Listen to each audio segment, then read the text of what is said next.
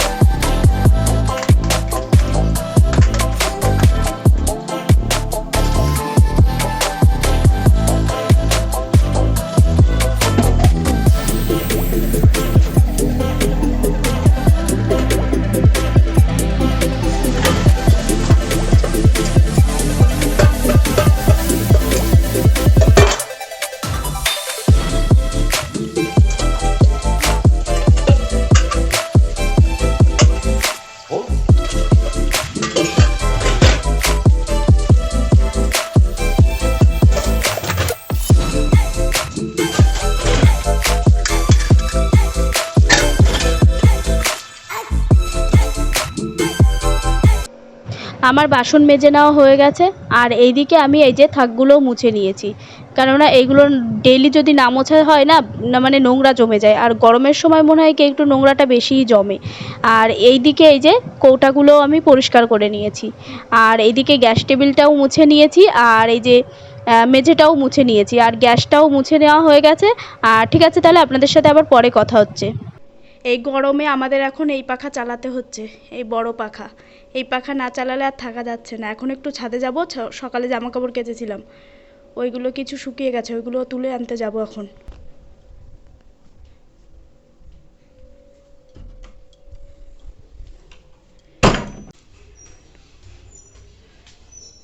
প্রচণ্ড রোদের তাপ আজকে না, শুধু অনেক দিন ধরেই সব শুকিয়ে গেছে।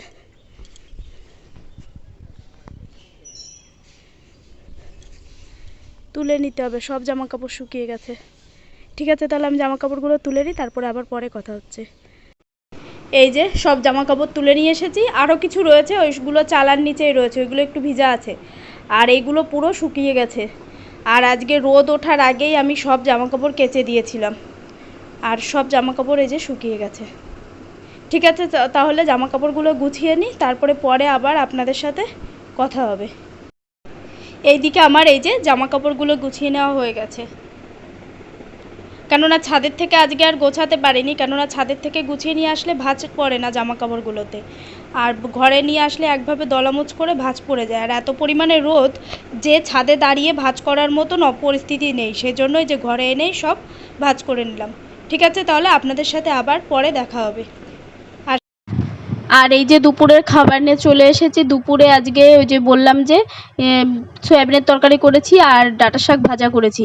আর এইদিকে নিয়েছিলাম আমি কুমড়ো আর হচ্ছে কাঁচা কুমড়ো আর আলু সেদ্ধ মাখা। আর ওইখানে রয়েছে ওই যে স্যালাড করেছি একটা, মানে শসা টমেটো আর পেঁয়াজ দিয়ে। আর এইদিকে বিকালে আমরা এই যে চলে এসেছি একটু সবজি তুলতে, আমাদের বাড়িতেই যেই সবজিগুলো হয়েছে সেইগুলো তুলতে। আর লাঞ্চের পরে আর ভিডিও করা হয়েছিল না। আর এই যে বিকালে সবজি তুলতে এসেছিলাম তখন থেকেই ভিডিওটা করলাম। রোদ চলে গেছে তারপরেই বেরিয়েছি বাইরে। আর এই যে দুটো উচ্ছে হয়েছে আমাদের কাছে, এই উচ্ছে দিয়েই একটা তরকারি হয়ে যাবে, দুটো উচ্ছে দিয়েই। আর এখন আমি, মা আর আপনাদের দাদাভাই যাচ্ছি পেছনে আমাদের মাঠে। কুমড়ো শাক হয়েছে, ওইখান থেকে কুমড়ো পাতা আনতে। কুমড়ো পাতার ভর্তা করব পরের দিন, সেই জন্যই যে কুমড়ো পাতা আনতে যাচ্ছি। আর এই যে এইটা হচ্ছে আমাদের পেছনের মাঠ। এইখানে আরও সবজি লাগানো হয়েছিল, অনেক সবজি ছিল ওই মাঠে। শীতের সময় পালং শাক ছিল, তারপরে আরও যেই সব মটরশুঁটি শাক হয় ওই সব শাক হয়েছিল আগে। আর এখন এই যে হয়েছে কুমড়ো শাক লাগানো হয়েছে, কিন্তু এইখানে তো প্রচণ্ড রোদ হয়েছে, তো গাছগুলো একটু কেমন হয়ে যাচ্ছে। ঠিক আছে, তাহলে আমরা কুমড়ো শাকগুলো তুলে নিই, তারপরে আবার আপনাদের সাথে পরে কথা হচ্ছে। সব নষ্ট হয়ে গেলো, যে জায়গায় জায়গায় যে গাছ দেখতেছিস সব নষ্ট হয়ে গেছে। এই কলা গাছ তো আর ভালোই নেই, সবই নষ্ট। কলা গাছ পাতা কাট, ভালো ভালো পাতা কাট। পাতা কাটো, কুমড়ো পাতা ওই সামনের ওই ডগার মাথার দিয়ে ভালো ভালো পাতা দেখে কাটো। ডগা কাটবো কে পাতা বাট পাতো পাতাগুলো খাই দাও, ওইগুলো এইগুলোর থেকে নাও। দেখো সব জালি নষ্ট হয়ে যাচ্ছে, গরমে কি বাঁচে এরা? গরমে সব নষ্ট হয়ে যাচ্ছে, গরম জন্যই থাকে না, বুঝলাম। বেশি ছেঁড়া লাগবে না, অনেকগুলো আর লাগবে না, আর লাগবে না। হ্যাঁ হ্যাঁ ঠিক আছে, কাটো।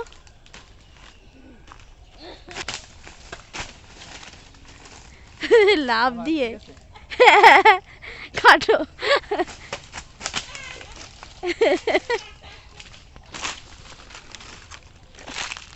আমাদের ক্ষেতের কলার মোচা রয়েছে ওই যে, আর ওই দিকেও আছে আরো কলার মোচা। আমাদের কিনতে হয় না, আমাদের বাড়িতেই লাগানো এগুলো। ও মা, এইগুলো কি গাছ? এই যে কুমড়ো গাছ, এইগুলো কুমড়ো কুমড়ো গাছ এই যে। আর এই ডগা দেখো হলুদ হয়ে গেছে, এগুলো এইগুলো নষ্ট হয়ে যাবে।